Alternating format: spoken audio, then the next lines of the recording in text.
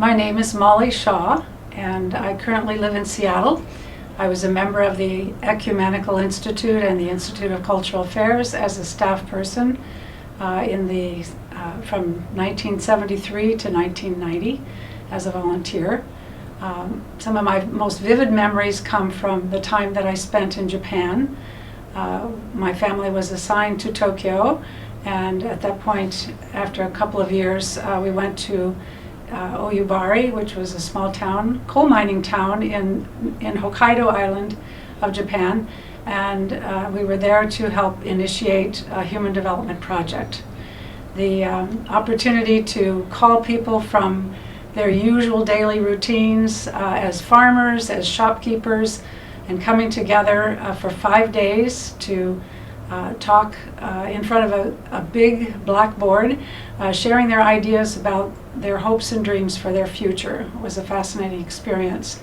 And what was so wonderful about it was that people were taken out of their normal routines, but they were willing to share, and they were desperate to share how they might see their futures, because the coal mining industry was the major economic support for that community, and they had recently lost 4,000 members of the community due to the coal mines being closed because of hazards to the coal miners. So the people came together to talk about the future, and they talked about everything from not only new economic ventures, but how can we develop structures for our children's care, for activities for children, for festivals, activities for the whole community, just a comprehensive look at the future of this village.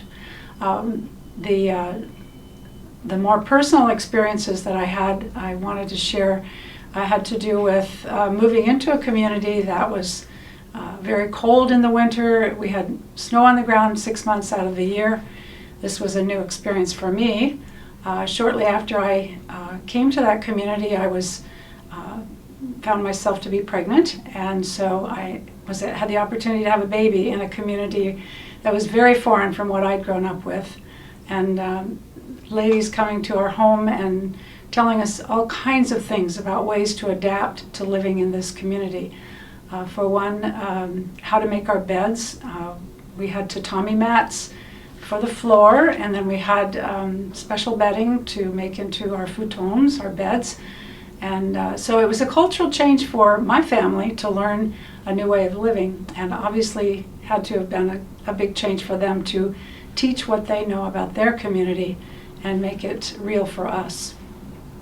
During my pregnancy, they brought me special kinds of tea and foods, a large adhesive cloth, not adhesive exactly, but it was a flannel cloth that must have been 10 yards long, and they told me to wrap it around my abdomen for the duration of the pregnancy, and this would protect the baby and keep me warm and the baby warm. And it was that kind of caring on a personal level that was just life-changing and endearing. And when the baby was born, of course, we had the community to thank for supporting us during that time, and also to welcome him as a new member of their community.